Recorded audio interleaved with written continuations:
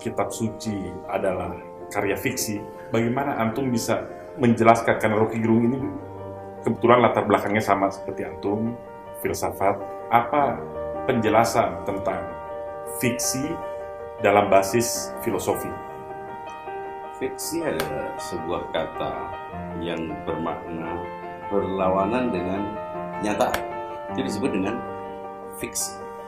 Dalam kamus, hampir semua, baik itu kamus bahasa Indonesia maupun kamus-kamus internasional seperti Oxford Dictionary, Cambridge Dictionary, hampir semuanya memberikan makna yang sama, bahwa fiksi adalah tentang sesuatu yang tidak ada realitasnya. Itu disebut dengan fiksi. Kemudian fiksi ini menjadi sebuah karya imajiner yang dikembangkan dengan genre yang bermacam-macam. Ini menjadi sebuah basis sebuah cerita dan dikembangkan menjadi film dan lain sebagainya. Apabila itu dihadirkan dalam bentuk sebuah cerita yang memuat pesan-pesan positif, maka fiksi menjadi sesuatu yang positif. Kemudian fiktif adalah sifat predikat bagi sesuatu yang dianggap tidak punya kenyataan. Jadi kalau ada orang yang mengatakan bahwa fiksi itu positif, sedangkan fiktif itu negatif, itu jelas generalisasi yang tidak bisa dipertanggungjawabkan, karena kita kadang-kadang menyebut sesuatu fiktif memang karena memang kenyataannya itu tidak ada faktanya. Membedakan makna fiksi dengan fiktif yang merupakan adjektif dari fiksi itu juga pemaknaan yang bertentangan dengan semua makna yang ada dalam bahasa yang dipahami oleh semua orang. Jadi menganggap bahwa fiksi selalu positif, fiktif itu negatif, ini sendiri bermasalah. Kemudian menganggap bahwa fiksi dan fiktif adalah dua kata dengan dua makna yang sama sekali bertentangan, itu juga bermasalah. Karena apa? Fiktif adalah adjektif atau sifat yang dilekatkan pada sesuatu yang dianggap fiksi. Sesuatu yang dianggap fiksi disebut dengan fiksi, tanpa melihat itu positif atau negatif. Itu adalah karya imajiner, karya yang didasarkan pada rekaan. Ketika itu dikaitkan dengan sesuatu yang berhubungan dengan kitab suci, bagi saya mau disebut fiktif, mau disebut fiksi, disebut dengan kitab suci itu karena tidak boleh diperlakukan sebagaimana kitab lainnya. Jadi bagaimana kemudian fiksi itu bisa diasosiasikan dengan kitab suci, Ustaz?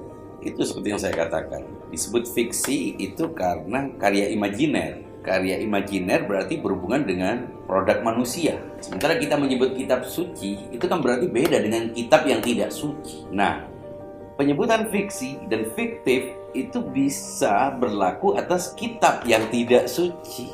Bohong itu fiktif. Dalam bahasa Indonesia, kita bilang fiktif, artinya itu angka fiktif, bohong. Tapi fiksi, energi untuk tiba ke telos yang di depan itu.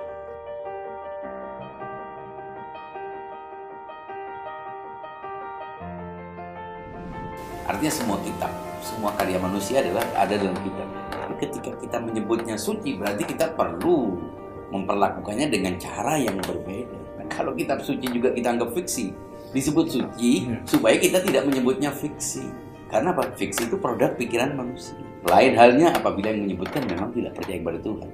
Saya kira tidak ada masalah. Artinya hak orang untuk percaya itu kitab suci atau tidak. Dia misalnya tidak bertuhan, dia tidak percaya agama, sehingga dia tidak percaya kitab suci. Persoalannya bukan soal percaya atau tidak. Ketika dia menganggap kitab suci itu tidak suci dengan anggapan bahwa kitab itu sama dengan kitab yang tidak suci lainnya. Apakah ada perbedaan dalam tataran definitif misalnya apabila seorang mengatakan bahwa kitab suci itu adalah karya fiksi dengan kitab suci itu adalah karya fiktif?